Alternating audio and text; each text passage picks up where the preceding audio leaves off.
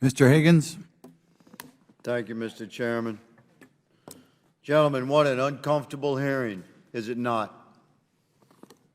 But let me say it's uncomfortable for the entire American citizenry to gaze upon this bizarre realm of D.C. and wonder how it operates when we're facing now $32 trillion in debt. We've added $1 trillion in 1 month, by the way. And the most ravenous Leviathan of our government that devours the people's wealth is the Department of Defense, the Pentagon. What a culture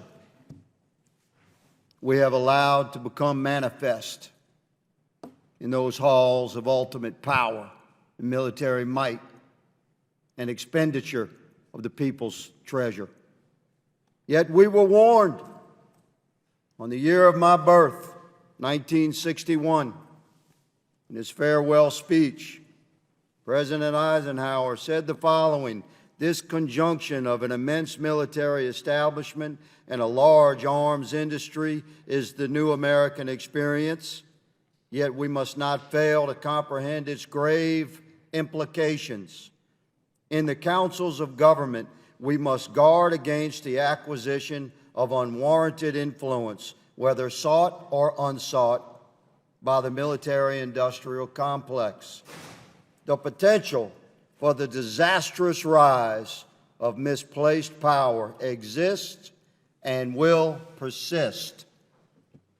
I have a copy of the NDAA of that year, the 1962 NDAA as drafted in 1961. I have a copy of it on my desk.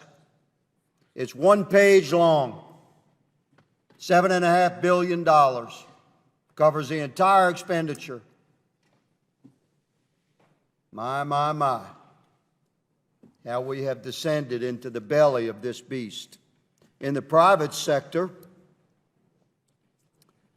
a corporate entity or business goes to a bank for financial establishment and is therefore subject to audit. On a regular basis, the bank audits that business. If the business passes the audit, then the business can return to the bank for more money. If the business fails the audit, what do you think happens, Mr. Mansfield? Can that business go to the bank and get more money? Cannot. Cannot. Or maybe it's a minor error. Maybe it's a minor error. They make adjustments. They have another audit. They fail that audit. Does the bank change course? Say, well, you tried.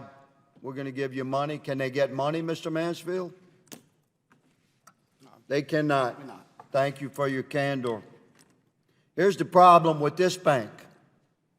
We don't even have the money. We're giving you $1 trillion a year almost now. We just added $1 trillion to our national debt in 1 month. It's an arrogantly abusive culture that we have allowed to become manifest over there, that devours the people's wealth. So, let's shift to a positive note, Mr. Mansfield. For the record, how long have you been in your position, good sir? My current position, about 1.5 years. Year and a half. You stepped into the fire, man. I would imagine you're a patriot, very good at what you do. I'm sure you envisioned fixing this thing. Did you not? I envision the department fixing it. Our job is Talk to about you, validate them.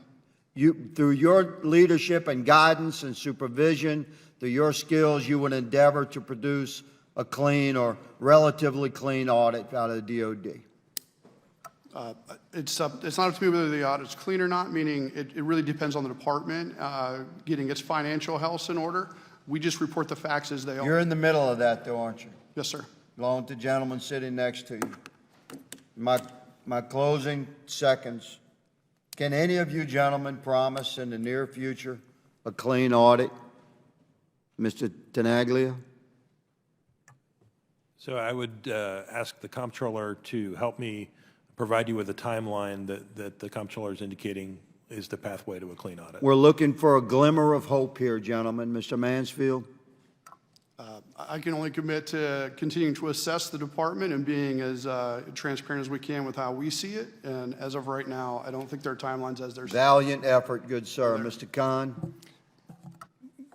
No, GAO cannot project a time when DOD is going to be auditable. Through our recommendations, we are forcing them to get auditable, but it's really up to them to implement those recommendations and reach that goal. Thank you, gentlemen, for your testimony today. Mr. Chairman, I yield.